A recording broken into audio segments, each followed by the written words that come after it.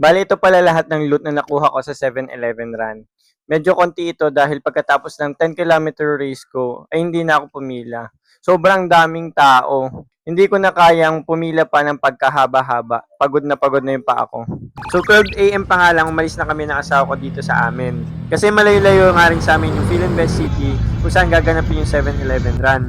At first time nga rin namin pupunta doon at hindi namin kabisado yung travel time. At mas maganda na rin makapunta ng maaga dahil last time ng race ko ay natulugan ko lang. Sa biyahe at sa daan pa nga lang ay marami ka na makakasabay na pupunta ng 7-Eleven run. Magto 2 AM na nga nung nakarating kami sa entrance ng event area at kailangan nakasuot na yung race bib mo bago ka makapasok. Pagpasok mo pa nga lang ay may palugaw at pakapi na nga rin sila. Saktong-sakto kung gusto mong mainitan yung tiyan mo dahil madaling araw pa lang. At this time medyo konti pa lang yung tao dahil maaga-aga pa. Marami na rin mga sponsors na nagbibigay ng mga freebies nila. Kaya yung mga tao ay nakapila na rin. At syempre dahil 4 AM pa yung kategory ko, ay pumila na rin ako sa mga booth na mapipilahan ko. At ito nga yung booth ng Mr. Donut na nag-trending. Dahil nga maraming sumisingit sa pila. Pero buti na lang tayo, pumila tayo ng maayos. At saka nung late in the morning nga, ay nagkagulo na daw sa distribution ng donut. Yung iba ay crate na ang kinuha. Hindi ko na nga naabutan yun dahil wala pang araw nung umalis kami. Kitang-kita mo yung dalawang klase ng tao na umattend doon sa 7-Eleven run. Yung mga runners talaga at yung iba naman yung mag-grocery. So dito pinapila na yung 10 kilometer solo category. Kala ko dito na yung start ng race pero pinapila lang pala muna kami para mas maayos yung deployment papunta doon sa starting line. So faster runners in front, recreational runners at the back. 2, 1, and go! Sa first kilometer ay maganda pa yung pacing ko. Medyo mabilis kasi nga ang bala ko dito ay mag sub 1.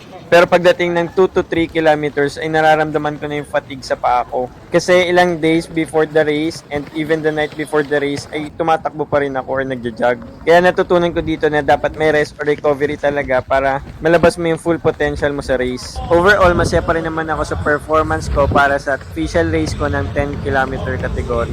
Dito, I'm expecting na isasabit sa amin yung medal after crossing the finishing line. Pero yung pila pala dito is para sa free 1 bottle ng Coca Sweat. So yung medal pala ay i-claim mo kasabay na nung loot bag at nung finisher's kit. Ang pangit lang dito ay pwede mag-claim yung hindi naman tumakbo. Yung iba sumasabay na lang sa pagkuha dun sa mga nakatapos na.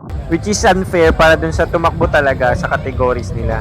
So yung iba hindi na tumakbo, diretso kuha na lang ng mga freebies and loots. Pagdating naman dun sa run, commendable talaga yung 7-Eleven dahil napakaraming hydration stations. Then, ganun din yung mga yung ini-spray na pain reliever sa'yo. Napakarami nilang nag-i-spray. So, ang tanong, dapat ka bang sumali sa next na 7-Eleven run? Syempre naman, kasi compared to other running events, napakamura ng registration fee nila. Or pwede mo itong makuha kapag bumili ka ng mga participating products. At sa tingin ko naman, very organized naman yung running event ni 7-Eleven.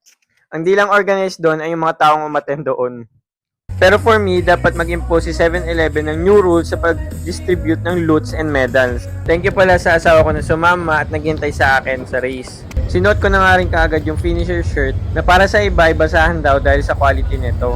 Pero ako tuwan-tuwa ko sa nakuha kong to dahil patunay ito ng effort, consistency, discipline at hard work ko. Pero kung makakapagbigay pa si 7-Eleven ng mas maganda dito, why not, diba? So dito na natatapos yung 7-Eleven run vlog natin. Baka pwede ka naman dyan mag-like, share, and comment. At huwag mo na rin kalimutan na i-subscribe or follow ako sa mga social media accounts ko. Kita-kita na lang tayo sa next race event. Kaya tara na, tumakbo!